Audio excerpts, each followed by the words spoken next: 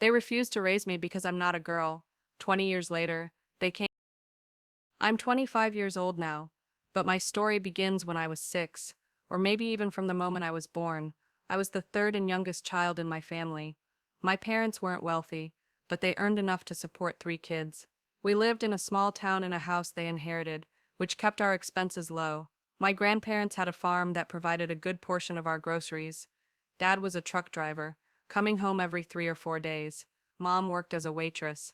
By the time I came along, my parents already had 2 daughters. I wasn't planned, and it's not hard to guess how parents might feel about an unexpected baby. As a kid, I didn't know any of this, but over time, I started to piece things together. Realizing I wasn't wanted was, to put it mildly, painful. My parents had considered not keeping me, but the doctor warned that it could cause serious health issues for my mom. They, especially Mom, had hoped for another girl. The reason was simple. They wanted me to wear my sister's hand-me-downs, so they wouldn't have to buy new clothes. My sisters were a year apart, so they shared clothes in the same size, swapping things back and forth, which they loved. But when I was born a boy, my parents were disappointed. They resented me, dressed me in girls' clothes, and even sent me to school in my sister's worn-out uniform. I was mortified, though I was too young to fully understand why. I still remember the teasing I got for wearing that uniform and having long hair. If I complained, Mom would just lash out at me. I grew up hearing insults and harsh words from them, most of which I didn't even grasp because I was so little. When I started to understand, I began to resent them too. Dad was a bit kinder than Mom, but he was rarely home and his mood swung unpredictably. One day he'd seem neutral, the next he'd be as harsh as Mom, or worse. I wasn't a perfect kid by any means. Once I noticed how differently they treated me compared to my sisters, I started to push back. They got the best of everything, while I was stuck with their scraps. I began acting out against my sisters because as a kid I blamed them for my misery. Naturally, I got punished for it, sometimes pretty harshly. I had to make my own breakfast, and they often didn't give me dinner at all. I was only 6. There's one moment I remember vividly, and I think it was a turning point in my life. I don't recall if it was a single day or a week, but I was getting bullied relentlessly on the playground for being dressed like a girl. When I got home, I saw that Mom had bought my sisters new clothes for the holidays. In a fit of rage, I grabbed scissors and shredded them. It hurt, and I was tired of being mocked because of my parents' choices. It wasn't anger, it was desperation. Instead of understanding my pain, my parents saw it as an unforgivable crime. They decided to put me up for adoption. They waited a month, but no one came forward, and their frustration turned on me. They kept telling me I was worthless, that nobody wanted me. I overheard Mom say more than once, if I'd known it was a boy, I never would have gone through with it.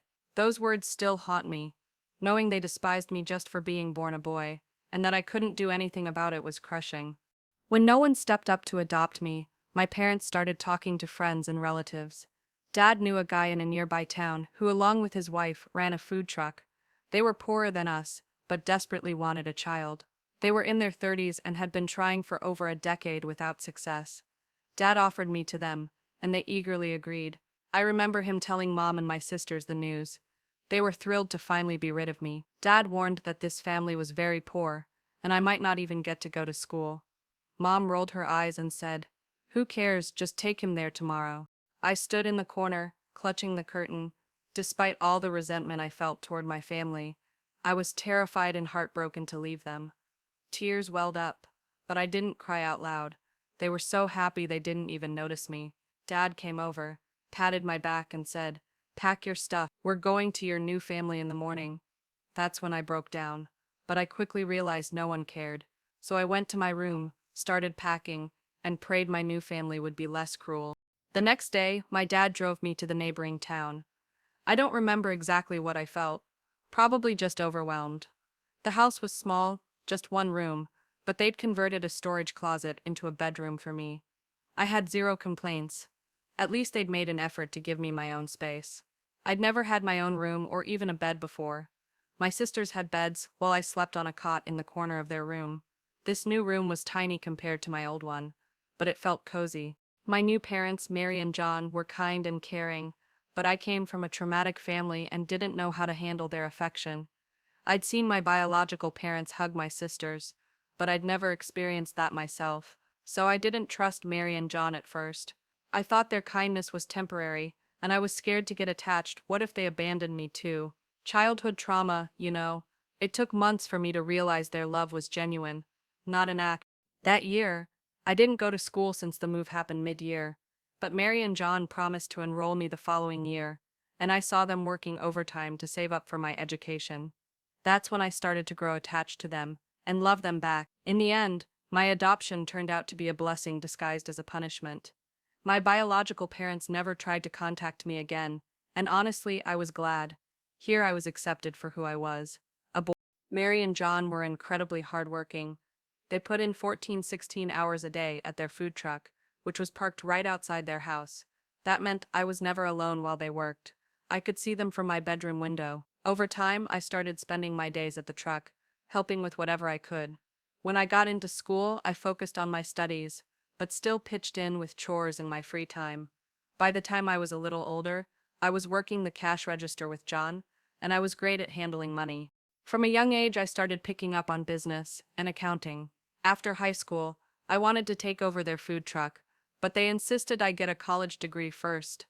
They paid for my college with their savings, even though they were getting too old and frail to keep running the truck. I wanted to take care of them the way they'd cared for me, but they assured me they could manage a few more years and urged me to focus on my studies. I chose to study business and accounting because I dreamed of becoming an entrepreneur. Graduation day was the happiest moment of my life. Mary and John were over the moon with pride. They even invited my biological parents to the ceremony, but they didn't show up. After college, I wanted to take over the food truck and let Mary and John retire, but they had other plans. They'd saved up a decent amount of money and gave it to me. I was stunned. They didn't want to tie me to their business, and instead handed me the funds to start my own. I didn't want to spend their money recklessly, so I put my business knowledge to work. I started looking for a small local diner in a good location that was struggling with sales. I offered the owner a deal to lease it to me with a profit-sharing arrangement. After a few rejections, I finally found the right spot. I started from scratch, renovated the place, updated the menu to appeal to millennials and Gen Z, and did everything I could to provide top-notch service. Sales took off within a year, and I doubled the money I'd invested. 4 years later, I was running 3 successful cafes in the city. I moved Mary and John into a spacious apartment and got myself a small place. Up until then, I'd been living with them. I tried to convince them to sell the food truck and enjoy retirement, but they insisted on keeping it going. For them, it was a labor of love. When I left my biological parents' house with a suitcase in hand, I couldn't have imagined I'd one day be a college graduate. Now, I'm managing a chain of cafes in the city. And then, last month, something wild happened. It was a regular day at work, and I was busy at the register in one of my cafes when I saw a familiar face. It felt like seeing a ghost. It was my biological father. I hadn't seen him in nearly 20 years. He looked pale and frail. With a big smile, he walked up and hugged me. There were customers in the cafe, so I didn't say anything and just led him to a quiet corner. His face instantly brought back all the painful memories from my childhood. If my biological parents hadn't reappeared in my life, I might not have been able to recount my story in such detail. He said he was thrilled and proud of my success. I didn't know how to respond and just stood there, numb. He mentioned he'd been passing through and ran into John, who told him about my business. Then he added that he'd bring Mom by on the weekend. I didn't say a word, and he left shortly after. After closing up, I went to John and told him I didn't want to see my biological parents, the people who gave me up just because I was a boy. They knew what I went through as a kid. Part of me wanted to run and hide somewhere for the weekend, but Mary insisted I needed to forgive them and move on. I agreed to meet them, but only if Mary and John were there with me. So, my biological parents came to John's house. I thought they'd apologize for what they did, but let me tell you, they didn't show a shred of remorse. Instead, they started listing all the favors they'd done for me. Mom declared I should be grateful they found such wonderful adoptive parents who raised me well and made me successful. I was stunned by her words. I wanted to tell them exactly what I thought, but Mary squeezed my hand tightly, signaling me to stay calm. Diplomatically, I replied, I'm happy that John and Mary became my parents. The meeting was, to put it mildly, awkward. The next day, my biological mom called me. I didn't recognize her voice, how could I? It was the first time she'd called me in 20 years. She asked for money, explaining that dad had lost his steady job and had been working temp contracts for years. Now she'd lost her job too, because according to her, no restaurant needs a 50-year-old waitress. They were struggling to make ends meet. I asked how much she needed, and she said $20,000 would cover it. She'd borrowed that amount from friends over the past few months to pay for groceries, and now she had to repay the debt, but had no money. I told her I'd think about it, and hung up. Here's the thing. No matter how much I resented them, I still felt uneasy about the idea of people hounding them for money. Sometimes I wonder if mom's just trying to manipulate me, but what if they're genuinely in trouble?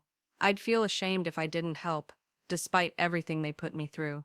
I have the money, but should I help them? Update Den 1, thanks for all the comments and support about whether to help my mom with the $20,000. Opinions were split. I talked it over with Mary and John. Mary was glad I was considering helping my parents, but warned me to be cautious. John said it's my money and my decision, but he shared my concern. What if they're just playing on my emotions? After a lot of thought, I decided to give my biological parents one chance, and one chance only. I transferred the money to mom's account. In that moment, I felt a weight lift. I'd helped my family despite how they treated me. But I was wrong. Or rather, I was right to be cautious. I'd feared they'd start using me, and that's exactly what happened. A week after the transfer, Mom called again. I answered with mixed feelings. She thanked me for the help, then said, "Your sisters want to meet you. When can you make time?" For a moment, I thought maybe the family really wanted to reconnect. I know my parents treated me terribly, and I resented them, but I never hated my sisters. Sure, as a kid I might have done some mean things to them, but as I grew older I didn't hold any grudges. It wasn't their fault, after all. Sometimes I even wondered if my parents gave me up, not out of anger, but because they were poor. I told Mom we could meet the following Sunday, and I offered to come to their place. She quickly cut me off, saying, "Why don't we meet somewhere else?" I didn't think much of it, and just agreed. She said she'd send me the time and place later. After the call, though, I got a weird feeling. Why didn't she want me to come to their house? Sure, it doesn't matter where you meet, but if you're seeing your son for the first time in years, wouldn't you invite him home? Still, she suggested a restaurant. Soon after, she sent me the address, and it turned out to be one of the most expensive places in town. I didn't catch that at first, because I was too hung up on not being invited to their home. When I got to the restaurant, they were already waiting. My sisters rushed to hug me, and for a brief moment, I felt genuine joy at seeing them. After so many years, we chatted happily until the menus arrived. That's when they started ordering, deliberately picking the priciest dishes. When they asked Dad what he wanted, he smirked and said, "Order the most expensive stuff. My son's a big shot now." If John or Mary had said something like that, I'd have felt proud. But coming from my biological parents, it sounded sleazy and manipulative. I just sat there watching them stuff their faces on my dime. Yes, I paid the bill. Part of me thought about walking out before settling up, but that felt too harsh. Still, I swore to myself I wouldn't fall into their trap again. For the rest of the evening, I was cold and distant, but I'm pretty sure they didn't even notice. Worse, they never invited me to their house. Instead, my older sister asked, "So, where's my invite to meet your wife next time?" I forced a smile and said, "Nowhere," before saying goodbye. When I got back, I told Mary about my greedy family. She was shocked. She's a kind, independent woman, and this whole thing was unthinkable to her. She advised me not to be naive, to let them go, and to focus on my own life. So that's what I did. A week later, my sisters called, but I didn't pick up. Then Mom called, and I ignored her too. It's been 2 months now, and they've finally stopped reaching out. I think they got the hint. I don't want them in my life. Update Chun 2. Hey everyone, thanks for the support. As I mentioned last time, I stopped answering calls from my sisters and biological parents because I realized they only wanted my money.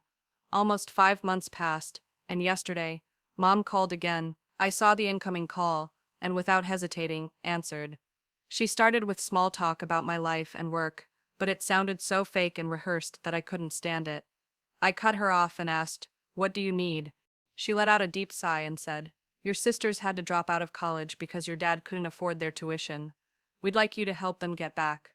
I was furious. She tried to calm me down, saying they're my sisters, my family, and I'm obligated to help. I was at work and didn't want to ruin my day, so I just hung up. That evening, she called again. I ignored her a few times, but it started to get under my skin. Ignoring her wasn't solving anything.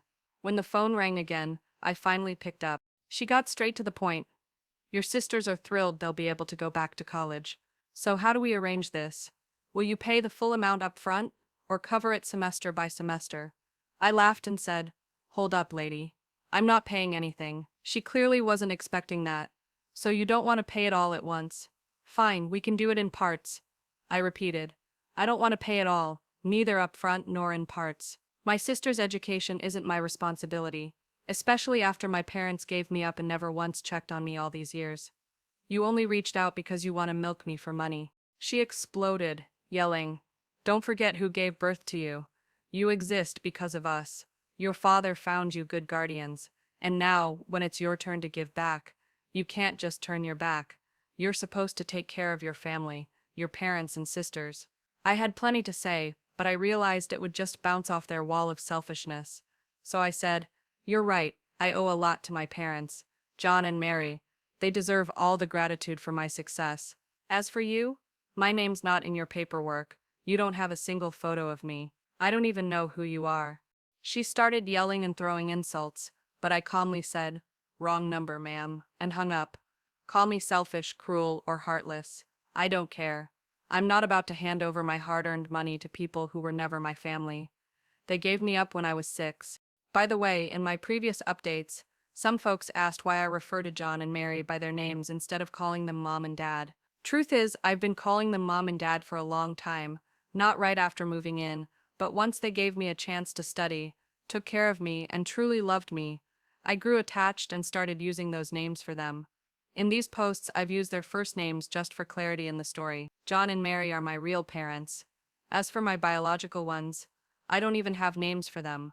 To me, they don't exist. So, that's the end of this story. Before we move on, I'd love to hear your thoughts. Personally, I think the excuse that they were too poor and upset about having a boy instead of a girl is nonsense. Like, what? They couldn't find boys' clothes? They only had girl stuff? Kids grow fast, and tons of parents give away clothes for free by the bagful. Plus, there are thrift stores, especially in Western countries. It should be even easier. Here, secondhand shops sell clothes shipped from Europe, stuff people don't wear anymore, and it's dirt cheap. If it's that affordable here, it's probably even cheaper there, right? Sure, some sellers jack up prices, but go on any marketplace now, and you can find bundles of clothes for pennies, or even free if you look hard enough. I don't think it's about the time period either. 10 years ago, it was the same deal. Nobody was desperate for used clothes. If you want brand new stuff, that's a different story. But if you're fine with secondhand, what's the issue? So I'm pretty sure it wasn't about money. Something else was going on. But what exactly? I don't know. Anyway, I'd love to hear your take on this. Story 2. Now, on to the next story. I'm a 24-year-old guy, and I need advice on how to get my 52-year-old dad to leave his 38-year-old wife, who's not my mom, alone, and stop pushing me to have a relationship with her.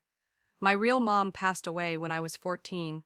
We were incredibly close, and her loss hit me hard. I still miss her every single day. My dad, on the other hand, didn't waste much time grieving. Within 6 months, he was openly dating his current wife. I'm almost certain he was cheating on mom before she died. 4 months after mom's passing, this woman moved into our house. 9 months later, on my birthday, they announced their engagement as some kind of gift. Naturally, I didn't take it well. I threw a fit, tossed the cake they'd bought me, and stormed out. I was gone for days, and they nearly filed a missing persons report with the police. Eventually, they made me come back. They tried to erase everything that reminded me of mom: photos, personal belongings, any trace of her. I saved what I could and hid some of her things. They forbade me from celebrating her birthday, or even mentioning her. They pushed me to call my dad's wife Mom. I never did. If I used her first name, she'd ignore me. She'd introduce herself as my mom, and I'd correct her every time.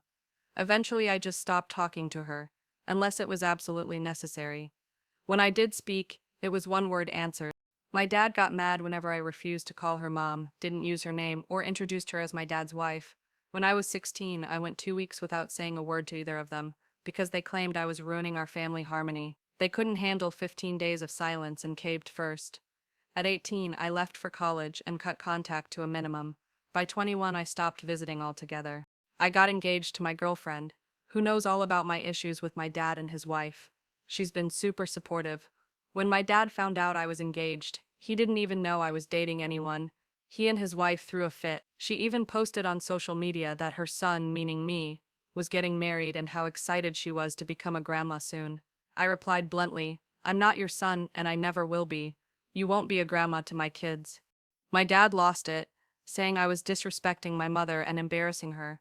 I asked, "Who are we even talking about?" Because I only have one mother, my real biological mom.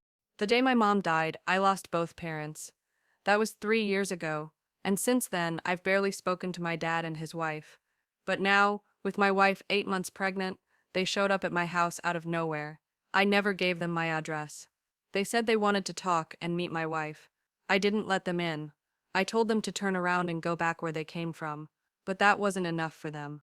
They've decided to move to my city, my state, even, to rebuild our relationship. My dad's wife claims she misses her son and wants to be a good mother and grandmother. I told them straight up they're delusional, ordered them to leave, and slammed the door. Now they've bought a house 5 minutes from me. That's too much. My therapist suggested I try expressing my true feelings to them in a non-confrontational way, to understand their motives and work through their emotions. I'd rather just fire my therapist. I could maybe tolerate them if they'd at least stop trying to erase my mom's memory and acting like she never existed. Honestly, I don't even know who's standing in front of me anymore. My dad or a complete stranger. My wife's doing her best to support me, but it's hard for her because she doesn't know how to help.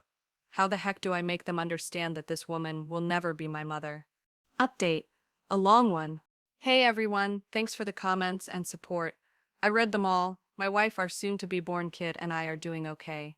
She's exhausted from pregnancy, but the delivery is just a few weeks away.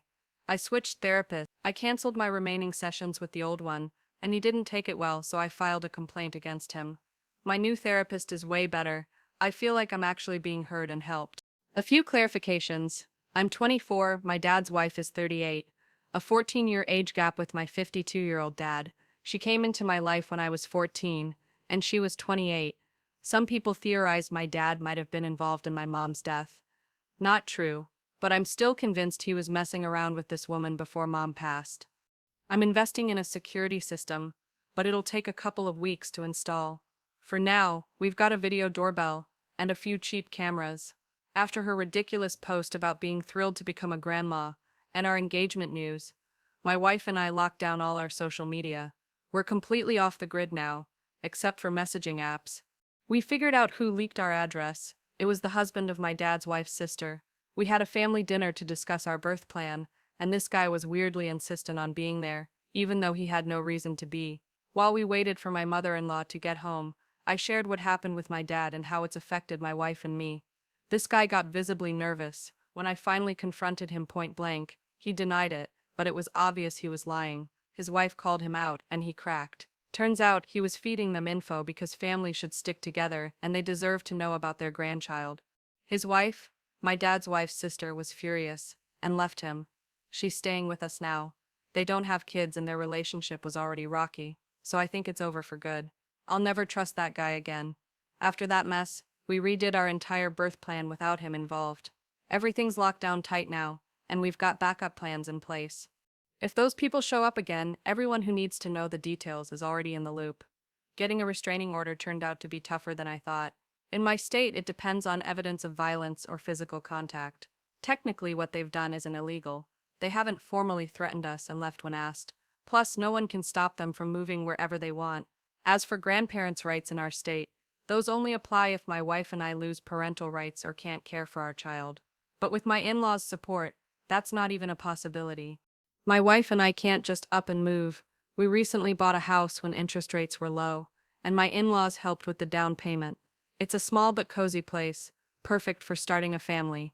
My dad and his wife can't have kids. I don't know if the issue's with him or her, but that might explain why they're so fixated on my unborn child. I wrote my dad a long letter, explaining why I don't want contact anymore. I laid out how I feel, that his wife isn't my mom and never will be. I made it clear that if I ever decide to give them a chance, it'll be on my terms. My family is me, my wife, and our future kids. They're not to contact me or my wife unless it's through our lawyer, who'll decide what info to pass on. They have no right to show up at our house, our kids' school, daycare, family events, birthdays, Christmas, barbecues, nowhere. Even in public, they need to act like we don't exist. To us, they're strangers now. If they cross that line, I'll send another letter. After that, I'll pursue a restraining order. Our lawyer reviewed the letter. My wife and I signed it, had it notarized, and made several copies.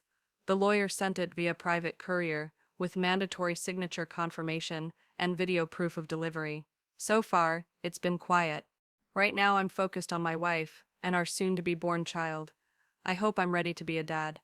At the very least, I know exactly what kind of father not to be. Thanks to everyone for the support. Is there anything else I should do to protect my family? Personally, I don't fully get why the author's so against his dad's new wife. Sure, it's tough that his mom passed away, and it's rough to see someone new in her place, but I feel like the reason isn't totally clear. Maybe I missed something, but it seems like he hasn't explained why he's so upset with his stepmom specifically. From the outside, it almost feels like he's just shutting her out for no reason. Why not give her a chance? Maybe there's more to it we don't know. Anyway, I'm curious to hear your thoughts. Thanks for sticking with this story. Check out our previous one linked here, and best of luck.